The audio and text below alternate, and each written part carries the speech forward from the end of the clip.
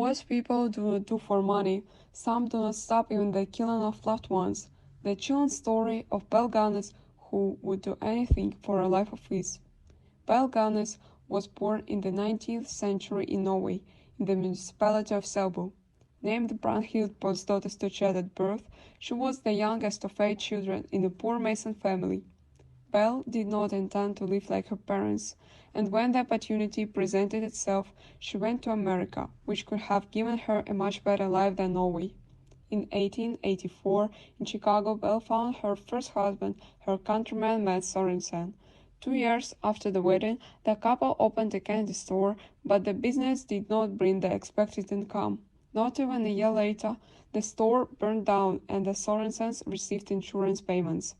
It is not known for certain whether the Sorensens had children. Some sources say Belle did not have any children, but some historians believe she had 4: Caroline, Axel, Myrtle, and Lucy.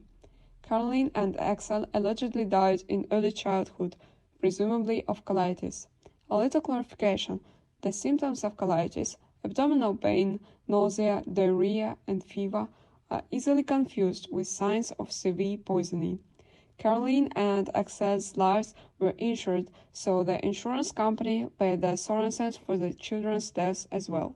In 1900, her husband died as well. One doctor suspected strychnine poisoning, but the family doctor rejected the hypothesis. The official cause of death was ruled a heart attack. Belle once again received her insurance payments and bought a farm in Indiana with them. In 1901, barely after Belle moved into the farm, almost immediately the adjoining outbuildings to the main house burned to the ground. Shortly before moving to Indiana, Belle received another marriage proposal, again from a Norwegian widower, Peter Gunnes. They were married in Indiana in April 1902. A week after the ceremony, Gunnes's daughter tragically died, left alone with her stepmother. And in December, 9 months after the marriage, Peter himself died. Belle claimed that a heavy kitchen appliance for making sausages had fallen on her husband from the top shelf. Gunnes died almost instantly. A year later, Peter's brother Gus took his oldest daughter, his niece, to Wisconsin. The girl was the only child to survive a life together with Belle. Belle got $3,000 for Gunnes, which is a lot of money. However, the locals began to suspect something. There was no way Peter, an experienced butcher and dexterous man, could be so clumsy. In May 1903, Belle gave birth to her son Philip, and at the end of 1906, Gunnes allegedly sent her stepdaughter Jenny Olsen to Lutheran College in Los Angeles.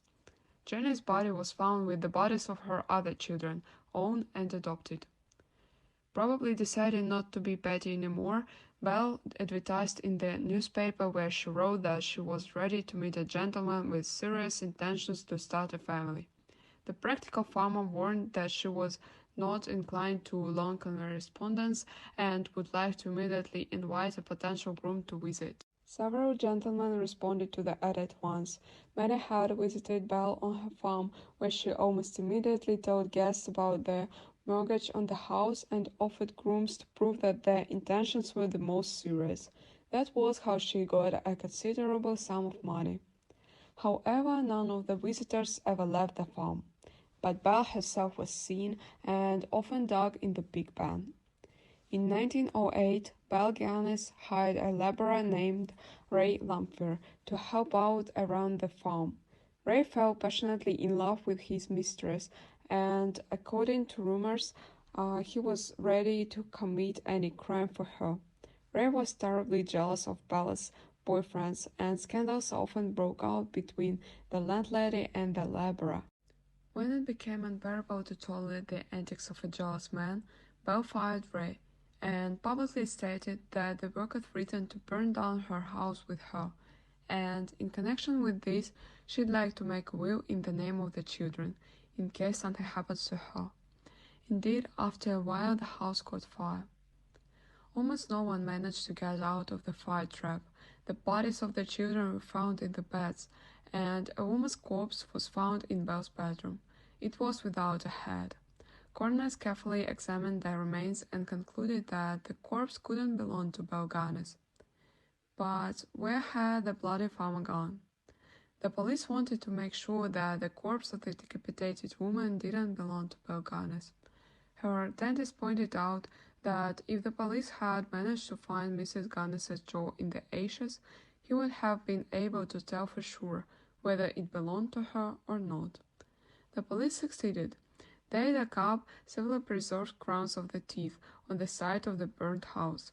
The dentist carefully examined them and concluded that they belonged to Belle Gunnes. After that, the police revised their decision and came to the conclusion that the found body belonged to Belle. While exploring the area, the police noticed mysterious depressions in the ground on the site of the pig pen. When they started digging, they found about 40 bodies of adults and children hidden underground in different parts of the farm. Many of them were identified. These were the rare grooms that Belle so willingly welcomed. Ray Lamphere was sentenced to 20 years in prison for the murder of Belle Gunnes. Ray confessed that he knew about the atrocities of his lover and swore that Belle had faked her death and in fact she is alive. Ray told how she invited men to her house, cooked them a hearty dinner, and treated them to coffee that was poisoned. Sometimes, if she didn't have strychnine, she would kill them when they fell asleep by hitting them on the head with a candlestick. Belle carried the bodies to the basement, deftly butchered them. This she learned from her ex-husband, who was a butcher, and fed the remains to pigs, or buried them in their pen. Belle Gunnes was never found. All late attempts to get on her trail failed. Perhaps she has run her bloody scams more than once, this time with other men and in other places.